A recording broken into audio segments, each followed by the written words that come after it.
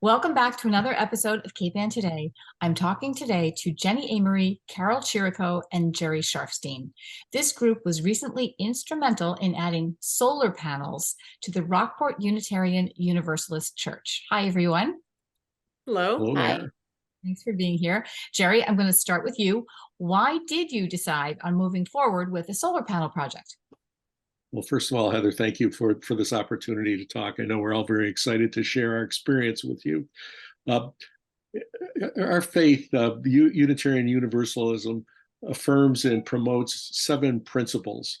And our 7th principle is the interdependent web of all existence of which we are a part of. So that ties very closely into what's going on with climate change, our concern about our world and what's happening. As a result of that, around 3 years ago, our congregation formed a climate action committee. And the purpose of this committee initially was to educate members of our congregation. We published news articles in our weekly, what we call e-blast. We did education with members of the congregation to suggest to them things that they could do to mitigate the effects of climate change. As we moved through this process, we eventually decided, hey, why don't we see what we could do to mitigate the effects of climate change in our congregation? So we decided that the project we wanted to undertake was looking at solar panels for our facility. We formed a small group of individuals, and you're looking at them right now. The 3 of us, we each brought certain skill sets to the project. And I think as we go along, you'll be able to tell what those skill sets were. We did have assistance from other individuals in our congregation as we moved through the project, but we wanted to keep the team small and focused rather than having a large group of individuals. So we started off with this project, and the first thing we did was we contacted an organization called Interfaith Power and Light. And this is a national organization, and what their charter is to assist congregations in getting solar panels installed in their buildings and making their buildings more energy efficient. So fortunately, we had a contact there that Carol knew, and this gentleman, Jim Nail, was kind enough to work with us and give us some guidance as to how we should move forward on the project. We then decided, okay, so we know what we need to do, and let's go out and secure some input from various suppliers. So we developed a list of questions and areas that we were really concerned with, and try to pick some suppliers who we thought had experience in dealing with buildings like we had. Now, another thing that worked to our advantage is the passage of the Inflation Reduction Act. That was a real game changer for our project, as well as for any other nonprofits. Prior to that, there was no incentive to go to solar. But with the Inflation Reduction Act, there was a 30% rebate that we would get on the total cost of our project. So that made the project really feasible. Was that just a 30% rebate for nonprofits?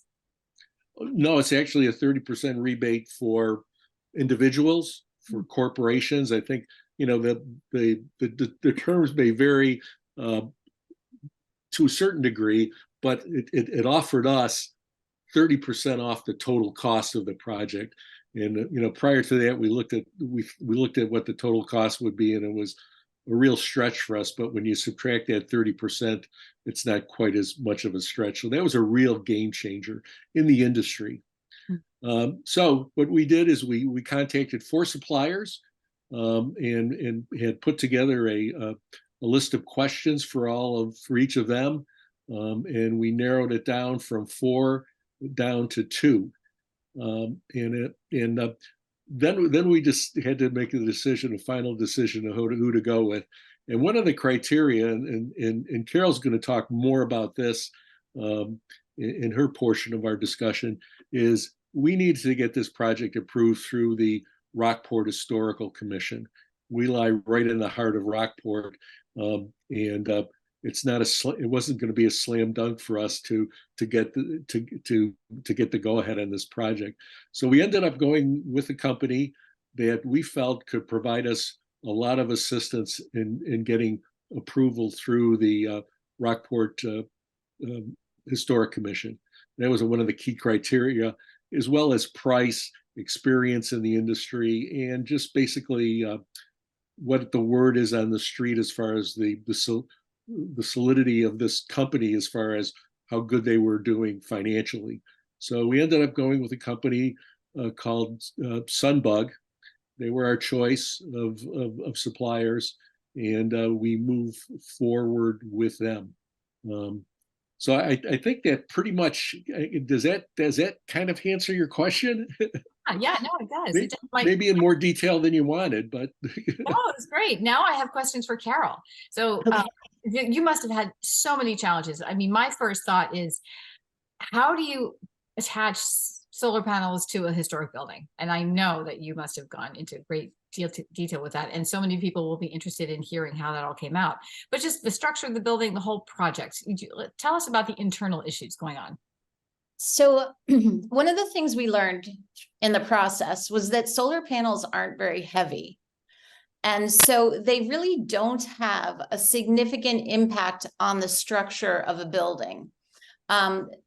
We had a number of the suppliers that Jerry talked about came to the UU and walked the building with us, went up into the attic, looked at the structure. And the way our roof structure was originally built in 1829 allowed it to hold the solar panels without any additional structural work. Yeah. We did a little bit of electrical cleanup. We had some knob and tube and that sort of thing. So we sort of cleaned up our act from that perspective. But it was really, it was, just one of those great moments when we found out that we didn't have to do any additional work to the existing structure. Dealing with the Historical Commission. Sure. So we knew that we had a lot of work to do in that area, and I happen to have a background in historic preservation, so that was helpful. I worked for the Boston Landmarks Commission for the first 10 years of my professional career, so I sort of took those lessons learned with me. And I would say we did a really careful, thoughtful project in a couple of ways. We made sure that our proposal met, like to the maximum extent possible, all of the criteria of the Rockport Historical Commission. For instance, we used all black panels and we had a very dark gray roof. So it makes a difference, really, the roof color. And if you're thinking about putting solar panels on while putting new asphalt shingles on your roof, go dark, because the panels sort of disappear versus like a tan roof or a light gray roof where they're much more obvious. So we already had the dark gray roof. So that was also in our favor. We picked panels that had no sort of silver lines or webbing or tracery. Like if you see different panels, some will be all black and sort of like a matte finish. Sometimes you'll see them that have all sorts of intricate silver lines running through. So we chose the black matte finish.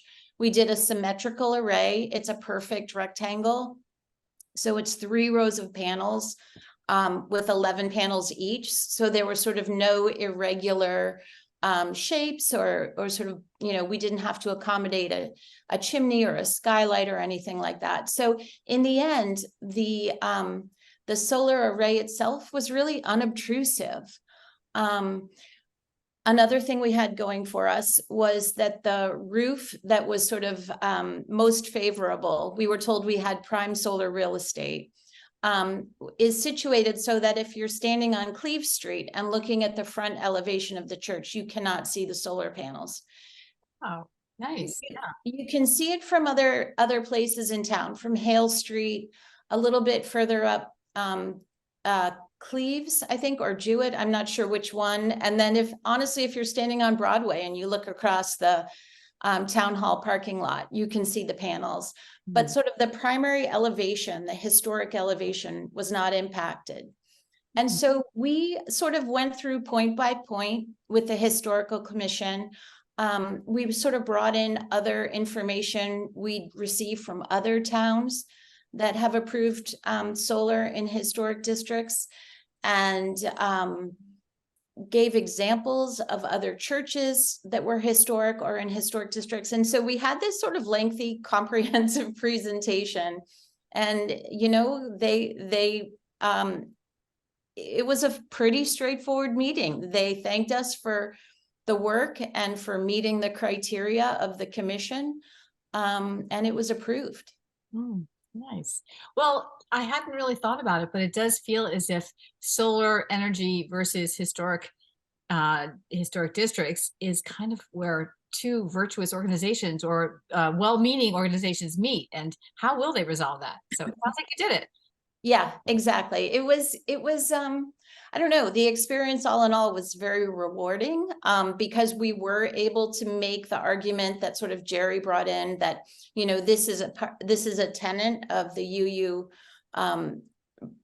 belief system, and we feel it's very important to not just preserve the building, but create something that's truly sustainable. You know, we sort of tried to broaden the idea of what is preservation.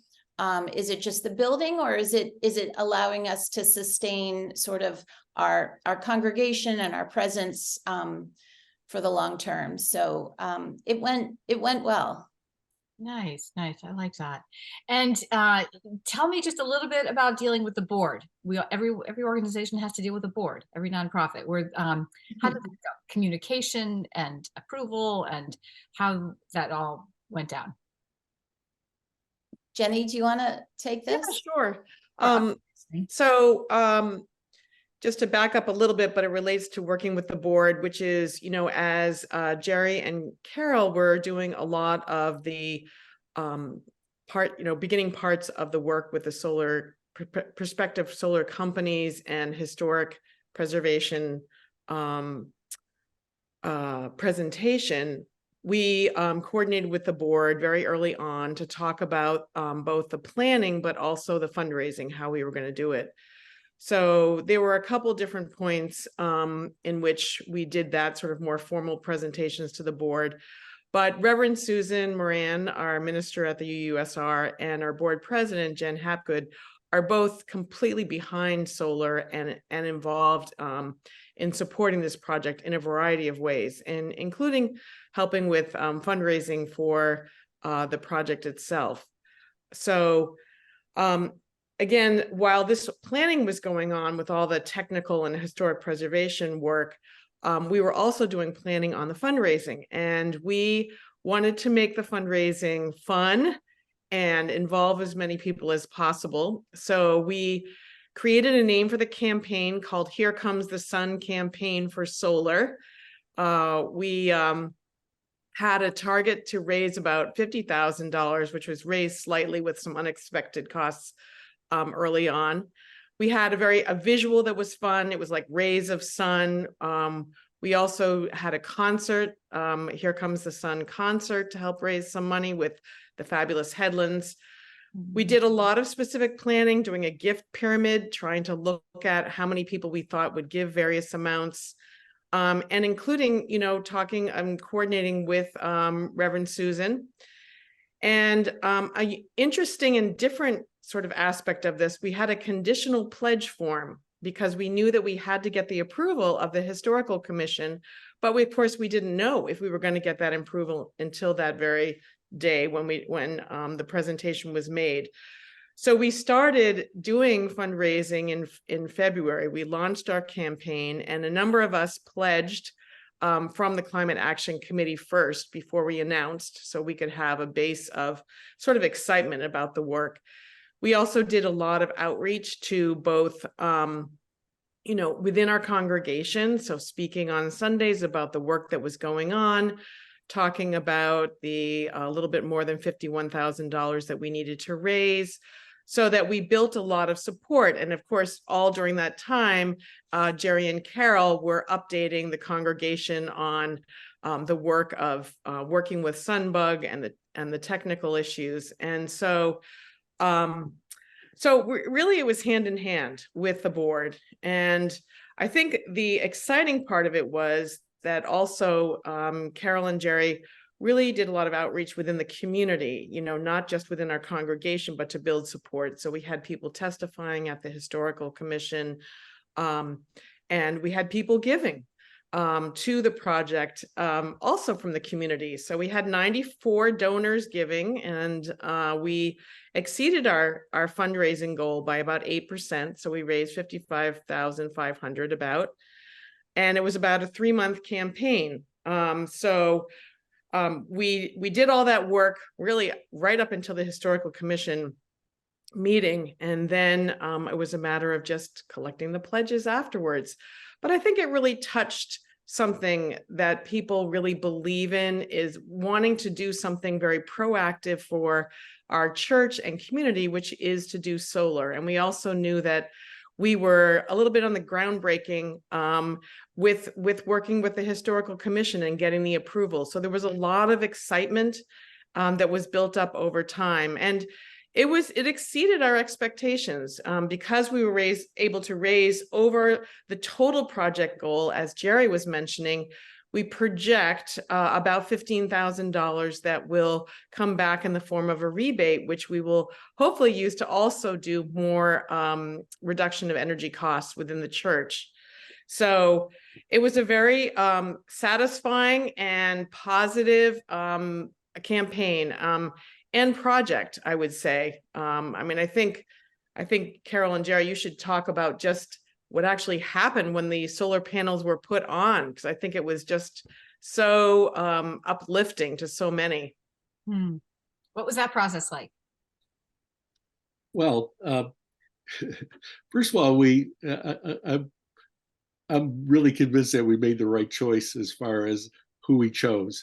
They were professional. They gave us feedback as they were progressing with the install. First of all, it's kind of amazing. It only took a little over 4 days.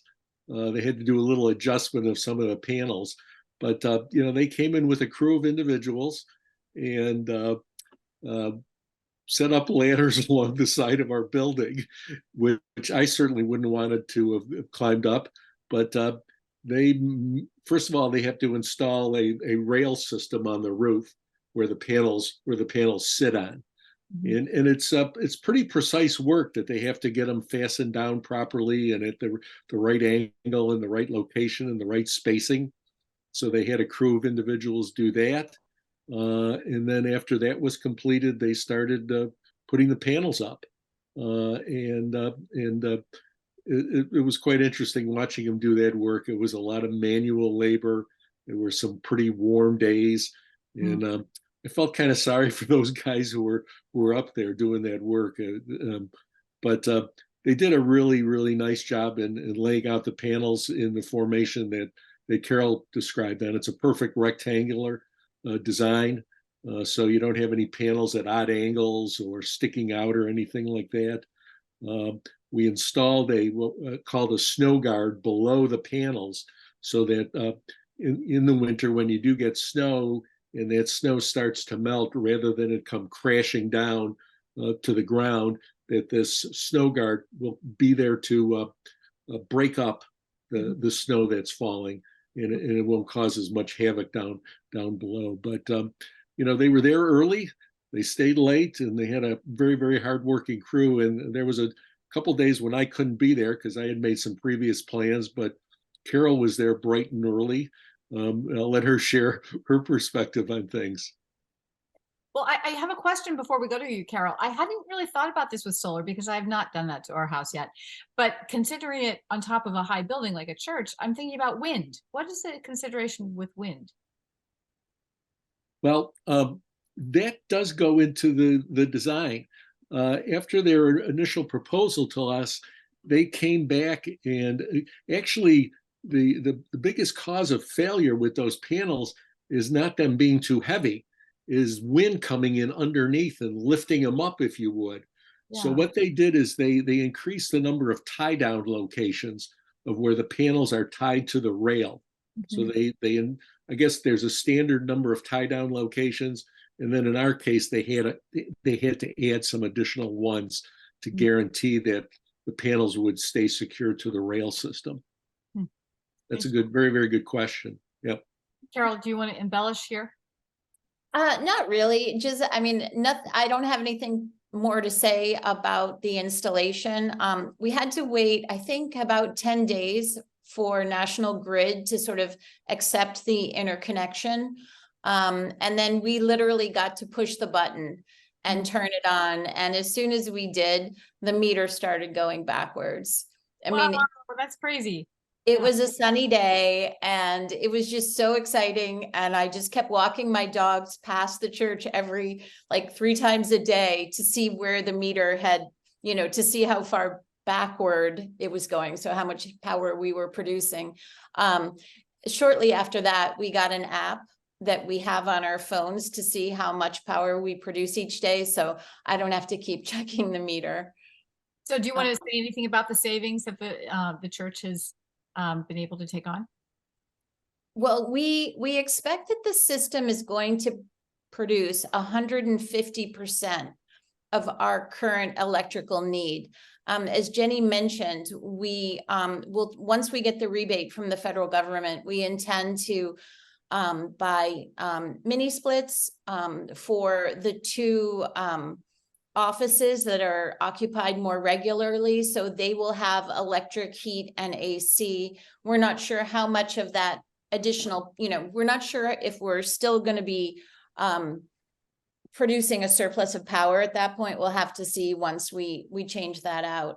But the first, I don't know, Jerry, the first 6 weeks, it was the end of August and into September, we produced at least 15% of what we expected to produce for the entire year. So it was really, really rewarding. Yeah, our first bill went from, our bill was $250 the previous month.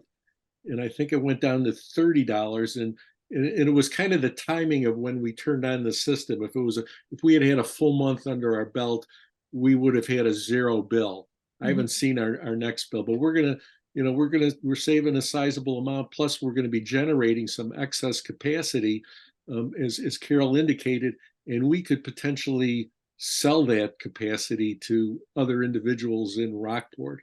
That's something we're going to be looking at as we move down the road on the project. Well, we will follow up on that. Okay, last question. What do you want to say to other nonprofits who are considering this work? Do it. I mean, honestly, we sort of feel great about having paved the way, especially with the challenge of the Historical Commission. And let me just say that Annisquam Village Church was a great source of information. They have panels on their church. They did not have the Historic District Commission issue, but they used the same provider and they had a lot of great experience to share. And so we want to build on that, and we're more than happy to be a resource for other religious institutions or nonprofits that are considering solar, because we want to push it. We think it's great, and we're pretty happy with our result. That's great. I guess if I could add to that, since our project was commissioned, we've actually had a couple individuals contact us who are members of other congregations and have asked for some advice on our part. Matter of fact, Carol and I met with an individual who lives in Rockport who belongs to a congregation in Ipswich, and we gave her some guidance as to what we had experienced, some of the do's and the don'ts. And again, we want to share that experience with other nonprofits in the area, or individuals thinking about solar and what things they need to consider and how to get it done efficiently. Well, to that note, do you have a contact information address, an email address maybe that people could contact the UU Church and reach out to you guys if they have questions? I would say probably our office administrator, and we can get you that information. Okay. I don't have it off the top of my head, but we have gotten some individuals who have contacted our office manager and she's fed that information to us. Okay, that sounds So good. would it be beneficial for me to give it to you right now, or can I just send it to you? Yeah, no, read it. Okay, hold on one moment. Okay. Well, it's such a happy story. Thank you so much for sharing this with us. Yeah, Thank you we're for the happy, we're interest. happy to get the word out. So thanks for having us. Mhm. While we're waiting for Jerry, did you guys probably looked for any sort of financial, any sort of grant or anything that was specifically for nonprofits? Yeah, it's we did do some research on that, but there weren't really available grants. I mean, the rebate, as we talked about, was the big incentive, but even within the sort of religious institutions, we didn't find grants. We really underwrote the whole cost through the individual donors, and then we had 2 great congregational members do a house party, and then we also did a community-wide music concert. So that's how we decided to do it, was through those ways. And as I mentioned, it was incredibly exciting how positive people were. People gave so generously. The gifts were from $20 to $10,000, and it really people were just extremely generous, both within the congregation and then with some neighbors and other community members who really believed in solar. Right, right. Yeah, I have that information for you. Hey, great. Are you ready? It's Rockport UU Yeah. at rockportuu.org. Really creative. All right. Well, thank you, all 3 of you, for being here this morning. And it's a great story. And I can't wait to walk up Cleve Street. I'm going to pay a lot of attention next time I go up there. Please Yeah, do. Again, thanks yeah. an awful lot for allowing us to do this. It means an awful lot to us to share our story. Yeah. Well, I know people will be inspired, both nonprofits and just regular citizens like me. So thank you so much. Thank Thanks, you. Heather. Thanks. Bye-bye. Bye-bye.